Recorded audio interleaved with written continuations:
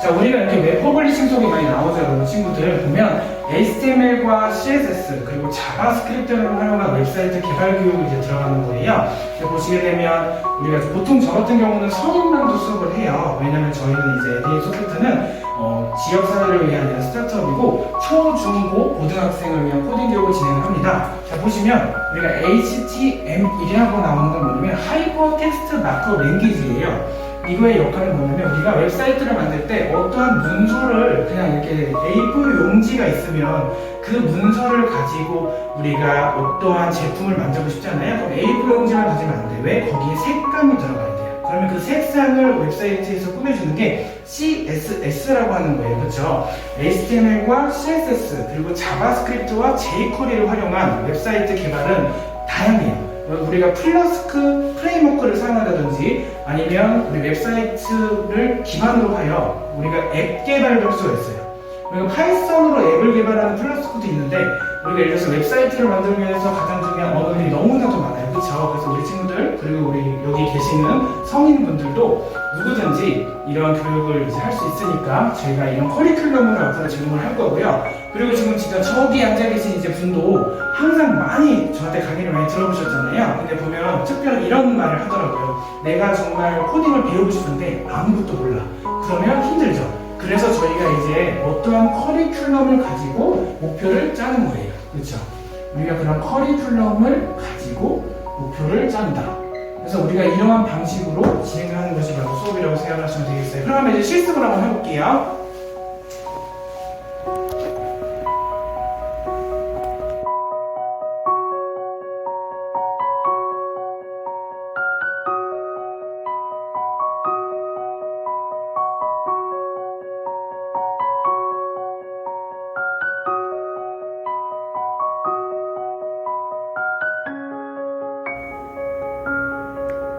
그 인공지능에 대해서 이제 강의를 시작해야 되는데요. 안녕하세요. 저희는 이제 에듀인 소프트 충주 코딩 체험 스페이스라고 하는 코딩을 체험해 볼 수 있는 공간이고 인공지능에 대한 강의를 이제 시작해 보겠습니다. 자, 오늘 보시게 되면 이제 인공지능이라는 말을 여러분은 한 번쯤 듣잖아요. 우리가 AI라고 해서 지금 보시는 것처럼 이런 로봇 교육을 진행하고 있어요. 그러니까 우리 친구들이나 학생들 그리고 성인반도 로봇을 진행하는데 성인분들이 오시게 되면 이제 고학년 용도의 로봇이지만 지금 보고 계시는 이 로봇은 초등학교 저학년 친구들이 이용할 수 있는 그런 로봇 키트예요. 우리 이렇게 블록이라고 해서 조립을 하는 방식으로 진행을 하는 거고 여기 보시면 이 블록 코딩이라고 하는 방식이 있어요. 이 방식이 뭐냐면 실제 코딩을 통해서 결과물을 내거나 로봇이 움직이게 다양한 우리가 이런 코딩 체험을 해요. 실제 보시게 되면 이런 교재도 있어서 학생들이 따라하면서 쉽게 실습해 보면서 이런 거미 로봇이나 그리고 우리 로봇들을 직접 만들어 보는 거예요. 여기 보시면 이제 텀블링 봇이나 이런 길이, 이런 개념들이 많이 나와 있어서 학생들이 인공지능에 대한 좀 어렵거나 이런 머신러닝에 대한 개념을 쉽게끔 이렇게 교육할 수 있는 교육입니다. 보시게 되면 이제 인공지능에 대해서 이렇게 교육을 진행해야 돼요. 근데 보시게 되면 일단 인공지능에 대한 의견을 먼저 나누는 수업으로 진행을 하거든요. 저희가 이제 현장에서 수업을 할 때 중학교에 보통 다니고 있는 그런 나비라고 하는 친구가 있어요. 근데 그 나비라고 하는 친구는 요즘 들어 AI나 인공지능에 대해서 좀 관심이 많아서 아, 나도 그러면 인공지능을 한번 공부해볼까? 이런 생각을 한번 많이들 하시더라고요. 그래서 저희가 이제 인공지능에 대한 교육 커리큘럼에 맞게끔 진행을 했어요. 보시게 되면 또 돌이켜서 생각해보면 어느 순간에 이런 전자제품에도 뭐 인공지능이라는 말을 함께 사용하고 또 병원이나 아니면 우리가 의료시설에서도 인공지능이라는 말을 많이 사용해요. 예를 들어서 원격으로도 우리 인공지능을 도입하게 되면 원격 진료나 아니면 AI를 활용한 기술들이 지금 다양해지고 있잖아요. 이렇듯이 우리는 인공지능을 배워야 하는 이유이고 필요성이고자 합니다. 또 나비라는 친구는요, 아까 그 친구인 뉴스에서 인공지능 로봇이 그림을 그리거나 음악을 연주하는 모습을 한 번도 본 적이 있어요. 나비는 이제 궁금증이 생겨 참을 수 없어요. 왜냐면 근데 왜 인공지능이 뭘까? 그리고 이 인공지능으로 무엇을 할 수 있을까?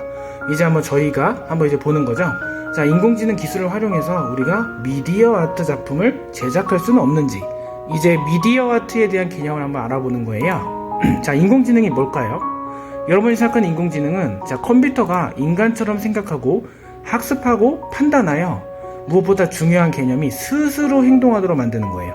그러니까 인공지능이 뭐냐면요, 우리 친구들이 지금 생각한 것처럼 컴퓨터가 인간처럼 생각하거나 스스로 학습하고 판단하는 기술, 머신러닝이라고 하는 개념, 이런 대학교 때 배우는 것까지 있는데, 저학년 친구들한테는 이런 로봇이라고 하는 키트로 좀 더 쉽게 어떻게 하면 인공지능을 잘 가르칠 수 있을까 해서 준비를 해봤는데요.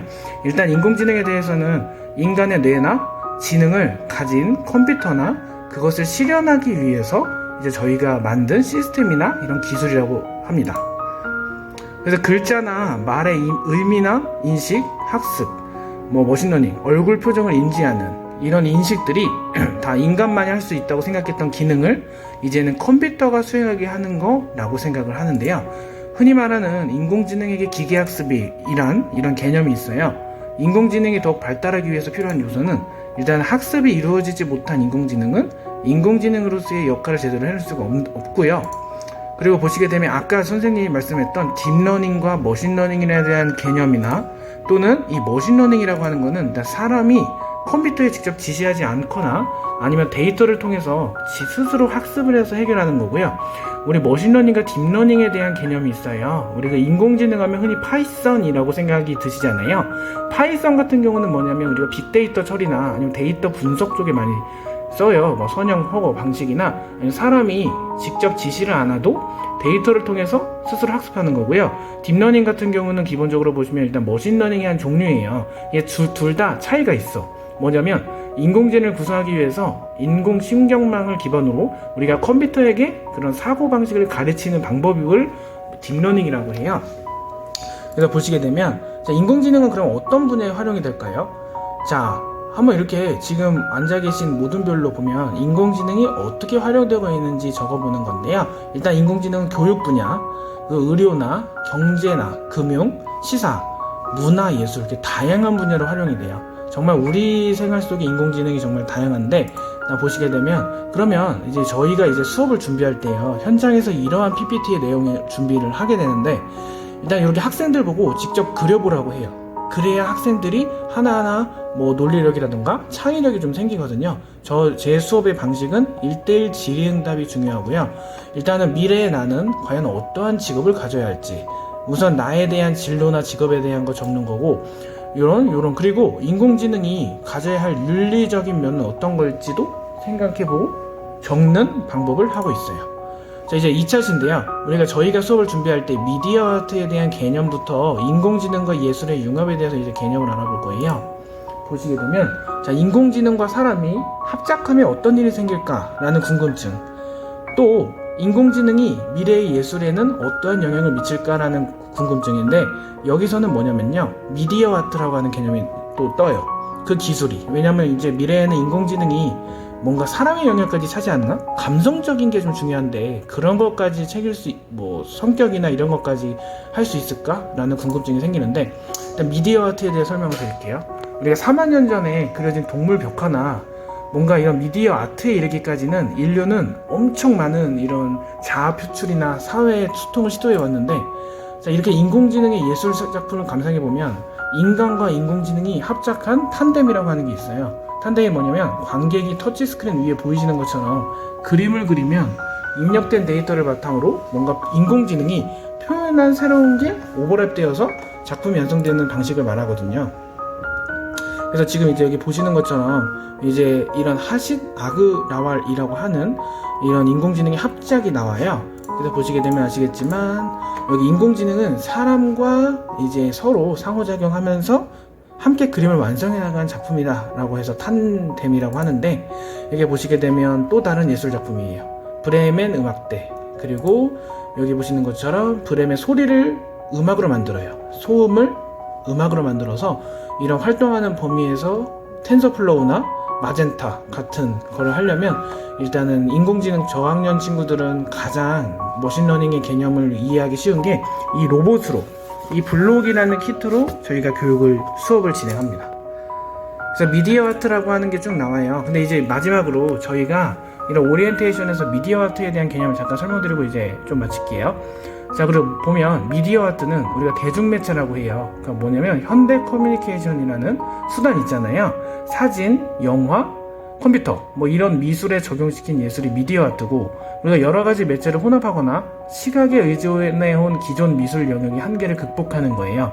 그러니까 관객이 직접 작품을 조작하거나 작가와 관객의 직접적인 상호작용이 가능한 매체라고 할 수 있겠고, 미디어 아트는 정말 이 예술을 넘어서 일상으로 발전되고 있는 게 미디어 아트의 개념이라고 할 수가 있습니다. 그래서 이런 인공지능 미디어 아트에 대한 생활 속 사례가 많이 나와 있어서 이런 거고요. 다음 시간에는 이제 인공지능 활용한 것에 대해서 해볼 거예요. 그냥 복습을 해보면 이제 인공지능이라는 거는 컴퓨터가 인간처럼 생각하고 학습하고 판단하여 만드는 기술이고, 인간의 뇌와 똑같은 지능을 가진 컴퓨터라고 할 수가 있어요. 그런 것들을 구현한 거고, 일단은 인간만이 할 수 있다고 생각했던 거를 컴퓨터가 수행하게 하는 것이 인공지능이라고 할 수 있습니다. 저희 인공지능을 배울 수 있는 시설들이 많으니까 저희 에데이 소프트 충주에 위치한 연수동 번화가에 있는 체험 스페이스에 오시면 이런 다양한 교재로 저희가 수업을 진행하고 있습니다. 저희 강사님도 계시니까 실제 오셔서 시원한 차 한잔 마시면서 수업을 즐기실 수 있습니다. 자, 감사합니다. 지금까지 들어주셔서 감사합니다. 에데인 소프트였습니다.